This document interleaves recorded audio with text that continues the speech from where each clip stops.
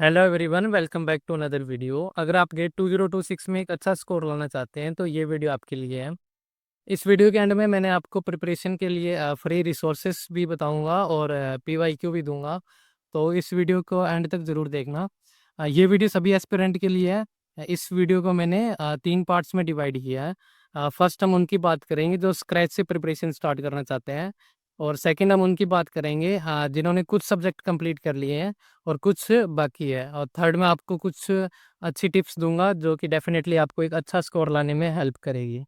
अगर आप अब शुरू से प्रिपरेशन स्टार्ट कर रहे हैं, मतलब आपने कुछ नहीं पढ़ा है, तो आपके पास अराउंड 7 मंथ्स है, जिसमें से लास्ट मंथ आपका जो होगा उसमें आप मॉक टेस्ट दोगे और रिवीजन करोगे।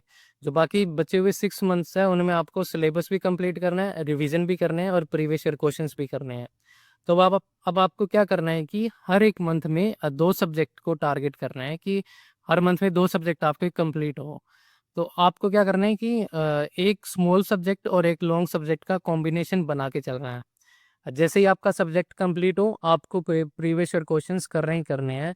आप प्रीवियस ईयर क्वेश्चंस को अगर इग्नोर करोगे तो आपका अच्छा स्कोर नहीं आएगा। तो अब मैं आपको बताता हूँ कि रिवीजन भी कैसे करना है।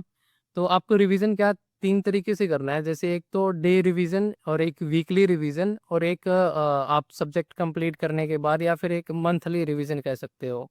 तो डे रिवीजन में क्या करना है, आपको कुछ ज़्यादा नहीं करना। या तो आप जो जितना पढ़ा होता है ना उस सब्जेक्ट के बारे में, उसको एक बार रिवाइज करके देख लो। उसमें अराउंड 10 मिनट्स लगेंगे जितने भी लेक्चर आपने कंप्लीट किए होंगे।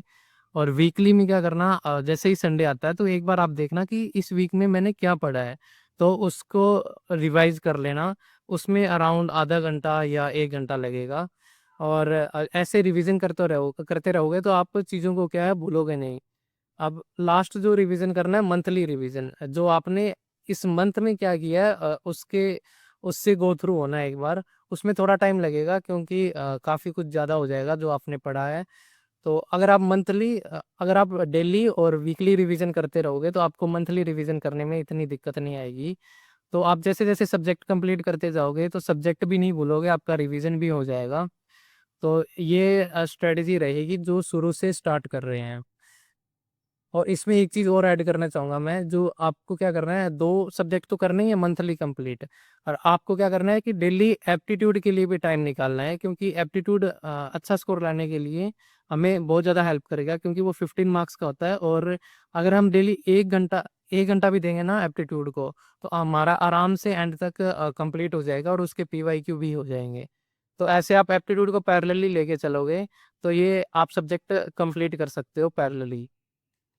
अब हम उनकी बात करते हैं जिन्होंने क्या है कुछ सब्जेक्ट्स कंप्लीट कर लिए हैं और कुछ पेंडिंग है। तो आप लोगों को क्या करना है, अपने जो डे को का 3 पार्ट्स में स्प्लिट करना है। एक पार्ट में क्या करना है, जो पुराने सब्जेक्ट कंप्लीट हो गए हैं उनको रिवाइज करना है। एक पार्ट्स में जो न्यू सब्जेक्ट आ रहे हैं उनको कंप्लीट करना है। और एक में क्या करना है, आपको एप्टीट्यूड करने हैं। यानी कि जो अपने डे को 3 पार्ट्स में स्प्लिट करोगे, उसमें फर्स्ट एक हिस्से में आप अपना जो पुराने सब्जेक्ट्स हैं उनको रिवाइज करते रहना है, ताकि आप उनको भी भूलो मत। कहीं ऐसा ना हो कि हमने सब्जेक्ट कंप्लीट कर लिए हैं पर हमें कुछ याद ही नहीं है। और जो एक पार्ट में जो न्यू सब्जेक्ट्स जो करने हैं उनको डेली करते रहना है, और एक पार्ट में एप्टीट्यूड करते रहना है। तो आपको क्या ट्राई करना है कि अक्टूबर या नवंबर एंड तक आपका सिलेबस, प्रीवियस ईयर क्वेश्चंस और रिवीजन कंप्लीट हो जाए। जब अक्टूबर नवंबर तक हो जाए उसके बाद में क्या करना है, 1 मंथ आपको देना है कि उसमें आप टॉपिक वाइज़ और सब्जेक्ट वाइज़ टेस्ट दो। उससे हमें क्या पता चलेगा हमारी जो एक पर्टिकुलर सब्जेक्ट है या टॉपिक में कहाँ वीक पॉइंट है, कहाँ हम क्वेश्चन सोल्व नहीं कर पा रहे हैं, तो ताकि हम उनको दोबारा जाके रिवाइज़ कर सकें। और जो लास्ट में जो 1 मंथ या 2 मंथ बचेगा उसमें क्या करना है, फुल लेंथ मॉक टेस्ट देने स्टार्ट कर देने हैं। तो ये रहेगी उनके लिए जिन्होंने अपने कुछ सब्जेक्ट कंप्लीट कर लिए हैं और कुछ सब्जेक्ट कंप्लीट करने बाकी है। ये वीडियो का लास्ट पार्ट होगा जिसमें मैं आपको कुछ इंपॉर्टेंट टिप्स दूंगा और प्रिपरेशन के लिए फ्री रिसोर्सेस एंड पीवाईक्यू भी बताऊंगा। बट उससे पहले, अगर ये वीडियो आपको थोड़ी सी भी अच्छी लगी हो और आगे भी आप गेट रिलेटेड कंटेंट देखना चाहते हो, तो आप इस वीडियो को लाइक करो और चैनल को भी ज़रूर सब्सक्राइब करें। अब हम बात करते हैं टिप नंबर 1 की। इसमें क्या करना है, हमें जब गेट पीवाईक्यू हम सॉल्व कर रहे हो, तो हमारे पास जैसे 4 एमसीक्यू ऑप्शंस होते हैं, 4 ऑप्शंस होते हैं। तो उसमें क्या करना है, जैसे जो करेक्ट आंसर हो उसको टिक करके हमें आगे नहीं बढ़ना है। हमें जानना है कि अगर एक सही है तो ये कैसे सही आया और जो बाकी 3 रॉन्ग है, उसके पीछे रीज़न क्या है कि वो गलत है। इस तरीके से हमें हर एक प्रीवियस ईयर क्वेश्चंस का एनालिसिस करते हुए चलना है। अब सेकंड टिप्स ये है कि जब हम मॉक टेस्ट देंगे तो हमें कम नंबरों से डिमोटिवेट नहीं होना है। हमें मॉक टेस्ट से सीखना है, हमें पता चलेगा इससे कि हमारा वीक एरिया क्या है, हम कहाँ अभी इम्प्रूवमेंट कर सकते हैं। तो हर एक मॉक टेस्ट का एनालिसिस करना है और धीरे-धीरे इम्प्रूव करना है, कम नंबरों से डिमोटिवेट नहीं होना है।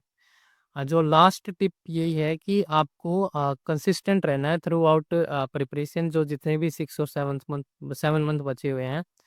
हर दिन को एक सही वे में यूटिलाइज़ करना है और ट्राई करना है कि हम मैक्सिमम प्रिपरेशन कर सकें। तो आज के लिए इतना ही, मिलते हैं किसी और वीडियो में, तब तक के लिए बाय।